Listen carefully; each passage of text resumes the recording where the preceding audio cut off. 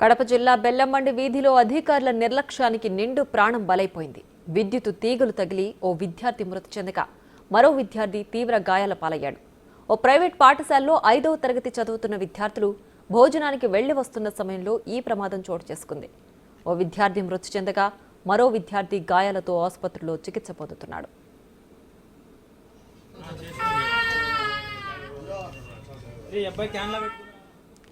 TV dish cable కి సంబంధించిన వైర్లు కట్ అయ్యి కింద పడ్డాయని కడప డీఎస్పీ సుధాకర్ అన్నారు.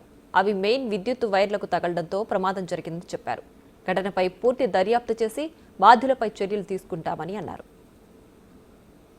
సంఘటన జరిగిన తక్షణం కడప డిఎస్పీ కావచ్చు, 2 టౌన్ సిఐ నాగరాజు కావచ్చు, ఇక్కడ సంఘటన స్థలానికి చేరుకున్నారా, అసలు సంఘటన జరిగిన ప్లేస్ని అయితే క్షుణ్ణంగా పరిశీలించారా, అసలు సంఘటనకు గల కారణం ఏంటనేది మన దగ్గర డిఎస్పీ గారు ఉన్నారు, కడప డిఎస్పీ గారు, ఆయన అడిగి తెలుసుకునే ప్రయత్నం చేద్దాం. నమస్తే సార్, ఇప్పుడు అసలు ఇక్కడ ఈ సంఘటన జరగడానికి గల కారణం ఏంటి సార్? ఆ వైర్ ఎలా కట్ అయిందంటే ఇప్పుడు టీవీకి సంబంధించిన డిస్ వైర్ ఉంది, అది కట్ అయి ఉంది. ఇక్కడ కట్టైన భాగము అక్కడ కట్టైన భాగం ఉంది, ఎవరు చూసుకోలేదు. ఈ డిస్ వైర్కి సంబంధించిన సపోర్టింగ్ వైరు ఇది ఉంది కదా, ఆ వైరుకి కొంచెం కింద ఉన్నప్పుడు ఈ పిల్లలు స్కూల్ నుంచి వస్తూ ఆ సైకిల్ వచ్చినప్పుడు ఆ ఫెడర్కి తగులుకొని అక్కడ ఉన్న కరెంటు వైర్కి తగులుకొని అది వెంటనే షార్ట్ సర్క్యూట్ అయ్యి పిల్లలకి కరెంటు విద్యుత్ ఘాతం జరిగింది. అంటే సార్ ఇప్పుడు కరెంటు విద్యుత్ అధికారులు అయితే ఒక విధంగా చెప్తున్నారు, అంటే డిస్ వైర్కు సంబంధించిన డిస్ వైర్లు లాగే క్రమంలో దానికి బైండింగ్ వైర్ ఉంటుంది, ఆ బైండింగ్ వైర్తో లాగేటప్పుడు ఆ వైర్ కట్ అయింది. అయితే ఆ విషయం మా దృష్టికి తేలేదు, అందుకే ఈ ఘటన జరిగిందని విద్యుత్ అధికారులు అయితే చెప్తున్నారు. అసలు ఈ ఘటన జరిగిన వాళ్ళపైన ఎటువంటి చర్యలు తీసుకోగలుగుతారు? దీంట్లో ప్రస్తుతానికి ఇన్స్పెక్టర్ దర్యాప్తు చేస్తున్నారు. దర్యాప్తు వివరాలన్నీ కూడా మనకు తెలియజేస్తాం, దర్యాప్తు చేస్తున్నాం. అసలు ఈ సంఘటన ప్లేస్లో అయితే ఉన్నాం మనం చూడొచ్చు. ఇక్కడే ఈ ప్లేస్లోనే జరిగింది సంఘటన. పిల్లోళ్ళు అయితే సైకిల్ ఇక్కడ నుంచి అటుపక్కన నుంచి వస్తున్నారు, ఇక్కడ సైకిల్ వచ్చే తీరా ఇక్కడికి వచ్చే సమయానికి ఇక్కడే సైకిల్ కింద పడిపోయింది. మనం చూడొచ్చు ఈ ప్రాంతంలోనే ఒక 2 అబ్బాయిలకి కరెంట్ షాక్ తగిలింది.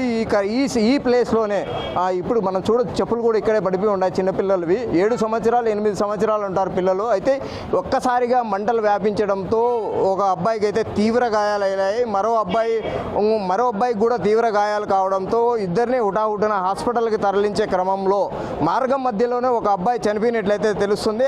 అద్నాన్ అనే ఒక అబ్బాయికి అయితే తీవ్ర గాయాలైనట్లు అయితే తెలుస్తున్నాయి. అయితే అద్నాన్ అనే అబ్బాయికి తీవ్ర గాయాలైన అబ్బాయిని అయితే ఓ ప్రైవేట్ హాస్పిటల్లో ట్రీట్మెంట్ చేయిస్తున్నట్టయితే తెలుస్తుంది. అయితే ఈ ట్రీట్మెంట్కి సంబంధించిన ప్రతి ఒక్క రూపాయి హాస్పిటల్ వాళ్ళే భరాయిస్తామని చెప్పి ప్రైవేట్ హాస్పిటల్కి సంబంధించిన యాజమాన్యం అయితే ఇప్పటికే ప్రకటించినట్టు.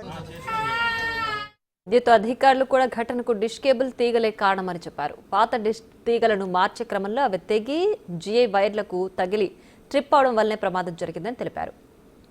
విద్యుత్ అధికారులు అయితే తక్షణం స్పందించి సంఘటనా స్థలానికి అయితే చేరుకున్నారు. సంఘటనా స్థలంలో పరిశీలించారు వైర్లు ఎలా కట్టేది, అసలు ఆ వైర్ కట్టు కావడానికి కారణం ఏంటి అనే అంశం అయితే క్షుణ్ణంగా పరిశీలించారు. అయితే ఇప్పటికే స్థానికంగా ఉన్న విద్యుత్ అధికారులకైతే ఆదేశాలు ఇచ్చినట్లయితే తెలుస్తుంది. అయితే మన దగ్గర విద్యుత్ అధికారి అయితే ఉన్నారు, ఆయన అడిగి తెలుసుకునే ప్రయత్నం చేద్దాం. నమస్తే సార్, బిగ్ టీవీ నుంచి చూస్తున్నాము. అసలు ఏం జరిగింది సార్?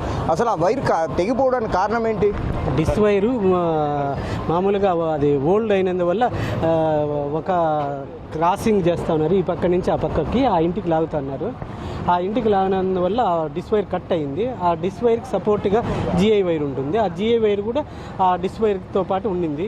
అది చెట్టు మీద పడింది. ఆ చెట్టు మీద పడి జిఐ వైర్ కింద ఉండటం వల్ల పిల్లోళ్ళు పాస్ అవ్వటం వల్ల ఆ జిఐ వైర్ చుట్టుకొని ఆ చెట్టుతో పాటు ఆ ట్రాన్స్ఫార్మర్ మీద హెడ్జీ ఫ్యూజ్ మీద పడింది. ట్రాన్స్ఫార్మర్ ట్రిప్ అయిపోయింది. ట్రిప్ అయిపోయే ఒక 5 సెకండ్లలో ఇది అవుతుంది.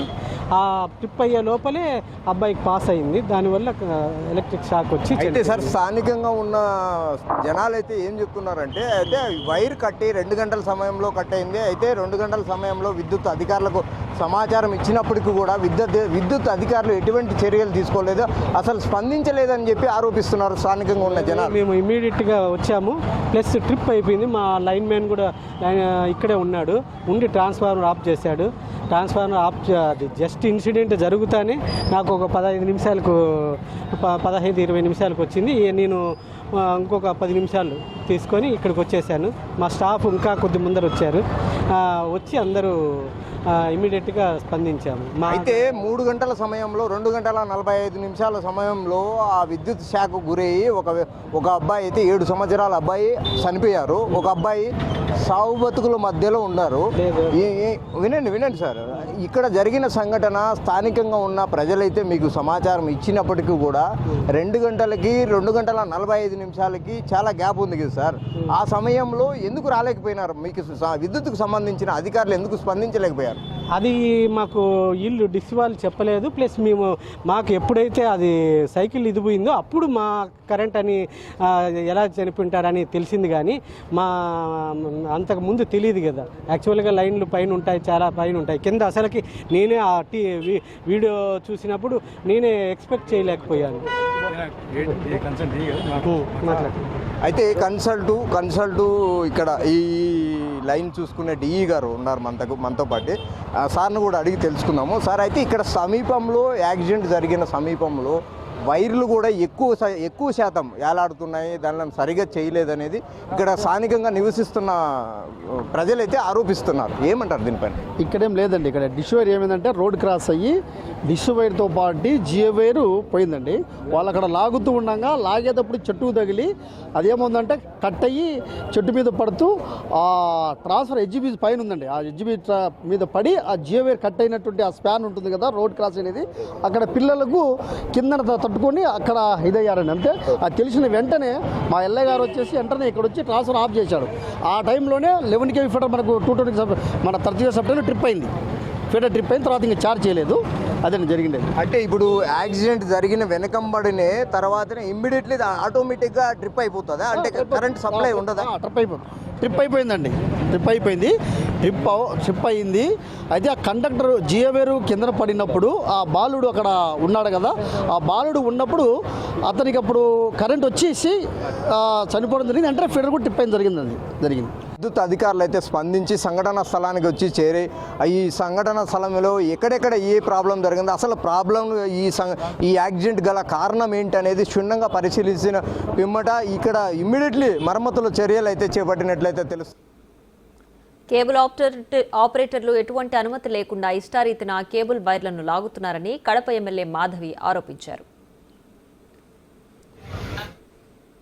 3 గంటల సమయంలో బెల్లంబండి వీధిలో విద్యుత్ శాఖకు గురై ఒక అబ్బాయి చనిపోయారు, ఒక అబ్బాయి తీవ్ర గాయాలయ్యారు. అయితే సంఘటన జరిగిన విషయము కడప ఎమ్మెల్యే మాధవిరెడ్డికి తెలియడంతో హుటాహుటిన ప్రైవేట్ హాస్పిటల్కి వెళ్ళి బాధిత కుటుంబాన్ని అయితే పరామర్శించారు. అయితే మేడం మన దగ్గర ఉన్నారు, కడప ఎమ్మెల్యే మాధవిరెడ్డి గారు మనతో పాటు ఉన్నారు. అసలు అక్కడ ఏం జరిగిందనే విషయం మేడం అడిగి తెలుసుకునే ప్రయత్నం చేశాను. నమస్తే మేడం. అసలు కడప నగరంలోని బెల్లంబండి వీధిలో ఒక విద్యుత్ తీగ తగిలి ఒక అబ్బాయి చనిపోయారు, ఒక అబ్బాయి తీవ్ర గాయాలయ్యాయి. అసలు అది ఘటన జరగడానికి కారణము విద్యుత్ అధికారుల నిర్లక్ష్యం అంటున్నారు మేడం. ఏంటది? కాదు, విద్యుత్ అధికారుల నిర్లక్ష్యం కాదు, ప్రజల నిర్లక్ష్యము, కేబుల్ ఆపరేటర్స్ నిర్లక్ష్యము. ఈరోజు కడపలో ఎటువంటి అనుమతులు లేకుండా కేబుల్ ఆపరేటర్సు కేబుల్ వైర్లని ఎట్లా పడితే అట్లా లాక్కుంటున్నారు. విద్యుత్ స్తంభాల సపోర్ట్ తీసుకొని ఈరోజు అక్కడ జరిగిన సంఘటన ఏంటంటే రోడ్డుకు 50 ఫీట్ల అవతల ఉన్న రోడ్డు నుంచి ఈ రోడ్డుకి కేబుల్ వైర్ లాగి దాన్ని సపోర్ట్ చేయడానికి జిఐ వైరు సపోర్ట్ తీసుకొని రన్ చేశారు. కేబుల్ వైర్ పాతదైపోవడం వల్ల అది తెగిపోయి దాంతోపాటు జిఐ వైర్ తగ్గిపోయి ఆ జిఐ వైరు లూజ్గా కింద పడింది రోడ్డు మీద. పిల్లాడు స్కూల్ సమయంలో లంచ్ టైంలో అన్నం తిండికి ఇంటికి పోతున్నాడు, 2 పిల్లోళ్ళు సైకిల్లో. వెనక టైర్లోకి ఈ వైరు చుట్టుకొని పోయి వాళ్ళకి తెలియక ముందుకెళ్ళిపోతే ఆ వైర్ వెళ్ళి పక్కన ఉన్న ట్రాన్స్ఫార్మర్ మీద పడింది. ట్రాన్స్ఫార్మర్ నుంచి ఎలక్ట్రిసిటీ పాస్ అయిపోయి అక్కడికక్కడే ఒక పిల్లోడు దహనం అయిపోయినాడు సజీవంగా. 2వ పిల్లోడికి ఒక చెయ్యి మొత్తం సగం కాలిపోయింది. ఇది కేబుల్ ఆపరేటర్స్ యొక్క నిర్లక్ష్యానికి ఒక ప్రాణం బలైంది. ఒక చిన్న బాలుడు అబ్బాయి ఫ్యూచర్ ఖరాబ్ అయిపోయింది. ఈరోజు అంటే మేడం ఇప్పుడు మీరు సంఘటన స్థలంకి వెళ్ళి పరిశీలించారు కాబట్టి మీరు చెప్తున్నారు. అయితే అక్కడ స్థానికంగా ఉన్న ప్రజలైతే ఏం చెప్తున్నారంటే ఈ ట్రాన్స్ఫారం చాలా కింద ఉంది, ఆ వైర్ మాత్రం తెగి కట్ అయిపోయిన దానివల్లనే ఈ ఇన్సిడెంట్ జరిగింది అంటున్నారు. ఎలక్ట్రిసిటీకి సంబంధించిన వైర్ కట్ కాలేదు.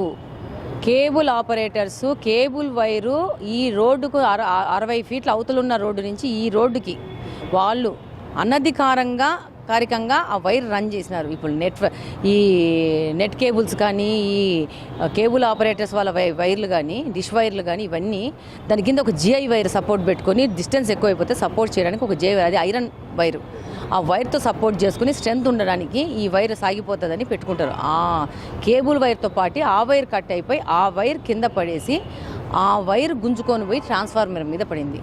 అక్కడి నుంచి ఎలక్ట్రిసిటీ పాస్ అయిపోయి ఆ పిల్లోడు అయినాడు. షాక్ ట్రిప్ ఇది అవ్వంగానే ఇమీడియట్గా షార్ట్ సర్క్యూట్ అవ్వంగానే ఇమీడియట్గా మెయిన్ దాంట్లో ట్రిప్ కూడా అయిపోయింది. ఇది కంప్లీట్గా డిష్ ఆపరేటర్ల యొక్క నిర్లక్ష్యానికి ప్రాణం బలైపోయింది. మీరు ఒక వీడియో వచ్చిందేమో, పాత వీడియో ఇంకో దానికంటే ముందు వీడియో కూడా చూడండి. ఆ పిల్లోడికి చుట్టుకోవడము, ఆ పిల్లోడికి గుంజడము, సైకిల్ గుంజంగానే ఈ పిల్లోడు ఒకవైపున ఆ పిల్లోడు ఒకవైపున పడిపోయేసి అక్కడికక్కడ ఒక పిల్లోడు దహనం అయిపోయినాడు. ఈరోజు వ్యస్తంగా ఎట్లా పడితే అట్లా డిష్ ఆపరేటర్లు ఏ విధమైన అనుమతులు లేకుండా ఎట్లా పడితే అట్లా కనెక్షన్స్ ఇచ్చుకుంటా ఉండలు చుట్టి ఎలక్ట్రికల్ లైన్స్కి చేయడం వల్ల ఈ ఘటన జరగడానికి కారణం. అయితే ఏది ఏమైనా మేడం, ఫైనల్గా రాష్ట్ర ప్రభుత్వం దృష్టికి ఈ ఘటన తీసుకెళ్ళి వాళ్ళ కుటుంబం అంటే పాప చనిపోయిన కుటుంబానికి ఏమైనా నష్టపరిహారం ప్రకటించే అవకాశం ఉందంటారా? ఆల్రెడీ ప్రకటించినామండి. చనిపోయిన పిల్లోడికి 5 లక్షల రూపాయల నష్టపరిహారం ప్రకటించినాము. వీలైతే రేపటికే ఆ నష్టపరిహారం సంబంధించిన చెక్కును బాధిత కుటుంబానికి అందజేసే పనిలో ఉన్నాము. అలాగనే గాయపడ్డ పిల్లవాడికి సంపూర్ణ వైద్య సహకారము ఎలాంటి ఖర్చు లేకుండా ఫ్రీగా ఇచ్చే విధంగా హాస్పిటల్ యాజమాన్యంతో మాట్లాడడం జరిగింది. వాళ్ళు కూడా ఎంతో సద్భావంతో వచ్చి మేము ఫ్రీగా ఈ పిల్లోడికి ట్రీట్ చేస్తాము, ఏ విధమైన ఛార్జ్ చేయమని చెప్పడం జరిగింది. అలాగనే ఆ కుటుంబానికి ఆ పిల్లోడు దాదాపు పాక్షికంగా వికలాంగుడైపోయినాడు. ఒక చేయి సగం కాలిపోవడం జరిగింది. ఆ పిల్లవాడికి కూడా భవిష్యత్తుకు గ్యారంటీగా ముందుకు పోవడం జరుగుతుంది. వాళ్ళకు కూడా ఆర్థిక సహకారం ఇచ్చేసి వాళ్ళకు తోడుగా ఉండడం జరుగుతుంది.